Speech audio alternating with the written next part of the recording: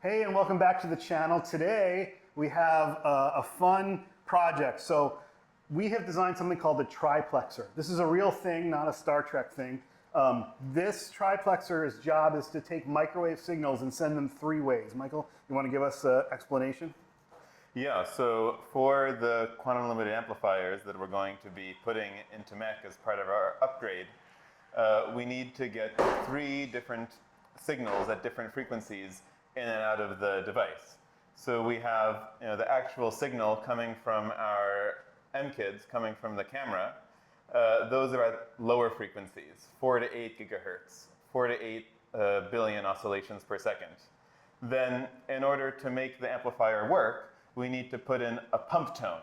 This is how we're putting in the energy that is being used to amplify the signal.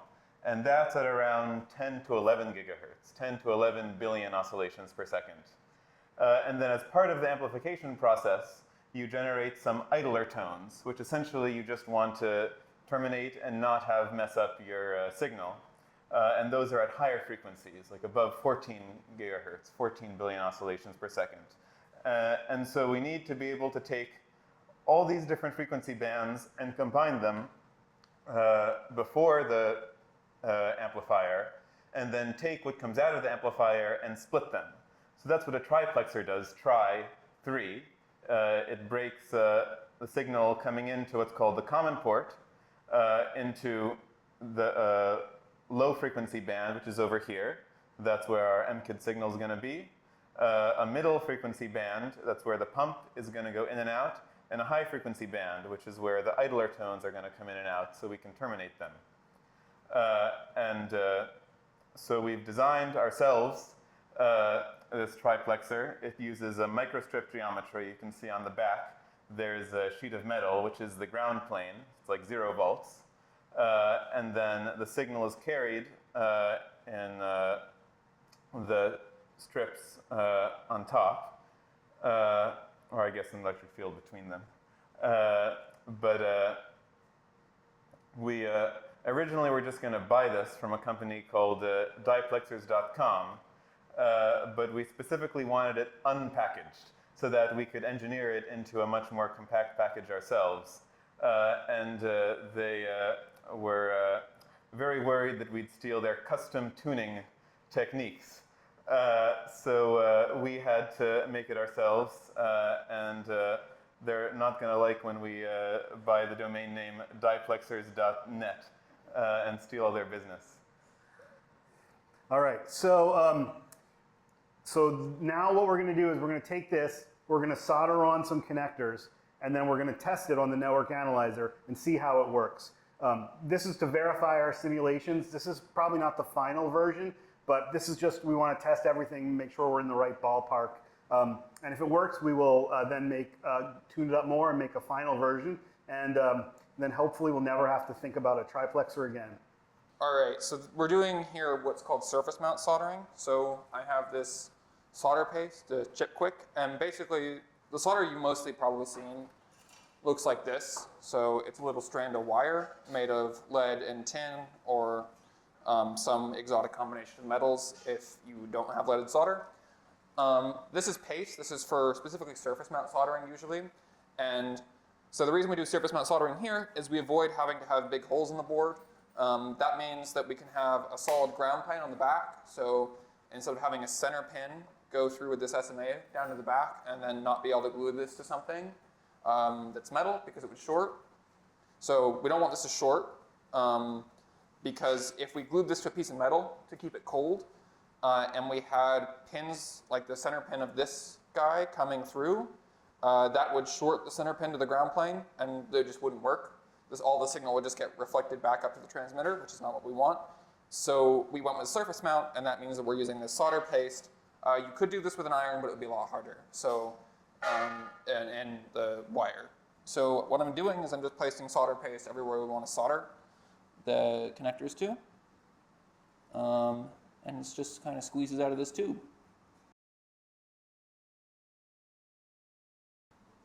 And one of the advantages of doing it this way is I can do all the paste and then do all the components, and then I just plop it on a hot plate and once I plop it on a hot plate, it all just melts, and I avoid ever getting anything way too hot, because oftentimes when you're soldering, you gotta kind of heat up the whole thing, and then you're like, if something is connected to the ground plane, you're heating up the ground plane, and then you're thermal cycling everything that's connected to the ground plane. And in this case, that probably wouldn't matter, but if you had, like, because there's basically no plastic in this, but if you had components that were or connectors that were packaged with plastic, that's not always super great for them, especially if you're not careful about temperature control. So doing it all at once with soldered paste makes things a lot easier. You'll notice that we also have these connectors here, which Michael didn't talk about.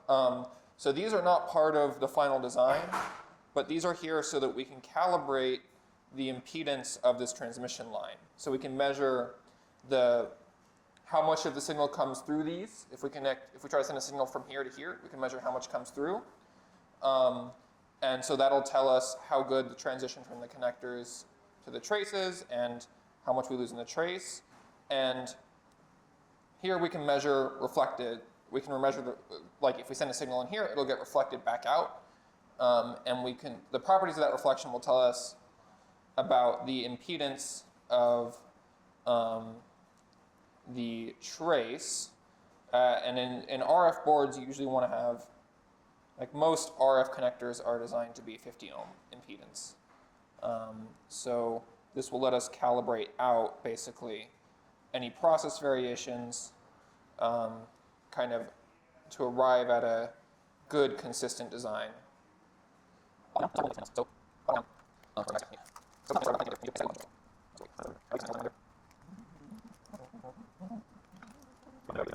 My dog is also on the circuit board right here. His name's Milo.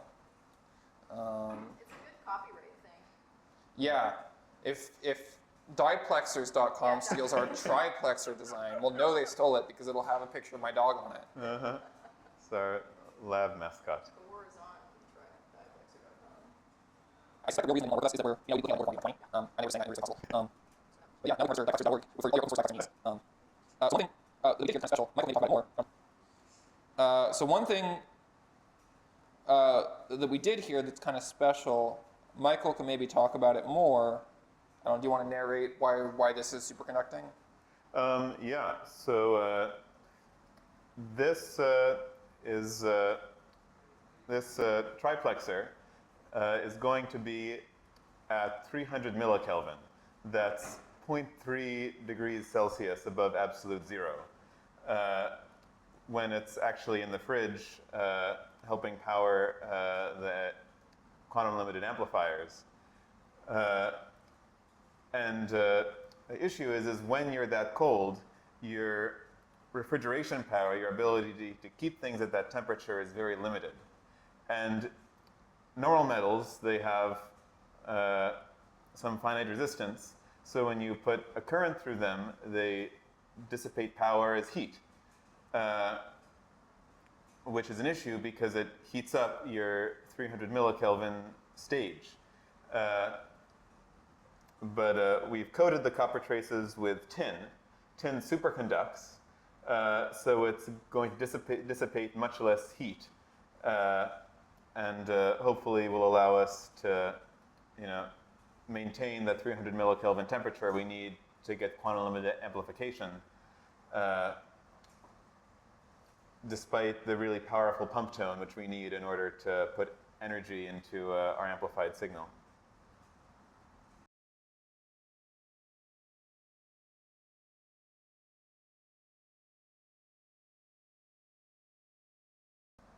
All right, so now I'm going to start placing the connectors. So I don't actually have to get these perfectly centered. One of the nice things about surface mount components is you can kind of just plop them down, and the solder will pull them into place when it melts. So plopping them all down.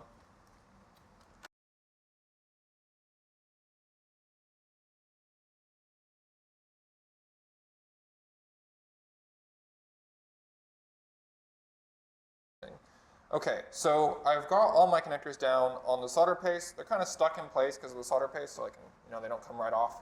So that's good. So we got solder paste on most of it. We'll have to inspect later to make sure I did a good job on everything, but now we're going to move this over to the hot plate, and it'll heat up the whole board pretty rapidly, and then from that, we'll hopefully get the whole thing will, all the connections will be made, there will be no shorts, and we won't have to go in and clean anything up.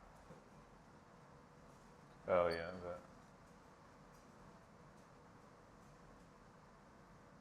10, 9, 8, 7, 6, 5, 4, 3, come on. It's too hot. Yeah. I usually ramp it up real slow. Why did it burn in the middle? It was too hot. Too hot. So we're measuring essentially the transmission and reflection spectrum between the common port and the low frequency port where our MKID signal is. And so this graph right here, it's S21, essentially the transmission between port 1, the common port, and port 2, the low pass port. So coming out here, through here, back in here. Yeah. And we want it to be near zero, meaning there's no attenuation between 0 gigahertz and 8 gigahertz. And then we want it to drop off so that there's a lot of attenuation at all the other frequencies. And that is actually what we're seeing. I'm not actually sure what the spacing between the grids Put a marker on yeah. it. And well, we do it like 8 gigahertz. Yeah. And here at 8 gigahertz, we're at minus 1.8 dB. Okay. And then, yeah, it's pretty flat too. And then it's smooth. Yeah, it's And we got 40 dB of pump tone rejection. That's great. Pump tone at 11 gigahertz. We're getting about 38 dB of attenuation. I was not expecting it to work. I kind of wasn't either. All right, let's see what else we got. And so then the other important thing is S11 over here. The reflections off of it, and that is not as good. Yeah. You want this to be low, and there's some kind of dips here. You're up at minus 9. That's not amazing, but that's something we can work on. This is actually this dip right here is actually a feature in the simulation. I think that's a resonance from one of the coupling structures. So save this data. Okay. Yeah, we will. Let's look at. Okay. Wow, it's actually like a bandpass filter, like it's supposed to be. Yeah. Well, yeah, there's a bit of it. Yeah, I don't know what's going on with this. Let's see. This peak is supposed to be at 10 gigahertz. The transmission is also a bit lower. It's supposed to be better than minus 2 dB. We should be looking at S22 for the reflection, I think, because I reversed the cables, and so port 2 here is at the common port. Alright, So let's try the last one. See how it goes. This one is the one I'm least optimistic about. Oh! So, at least there's more transmission at higher frequencies than at lower frequencies. Where's the crossover supposed to be at Well, it was at between 13 and 14 gigahertz. Yeah, 13 you're at minus 20, and then you come up to, well, you're peaking up here at minus 6 or something. Okay. But it has the right shape, no question. All right, I think we did it. Take that, TWPAs.com.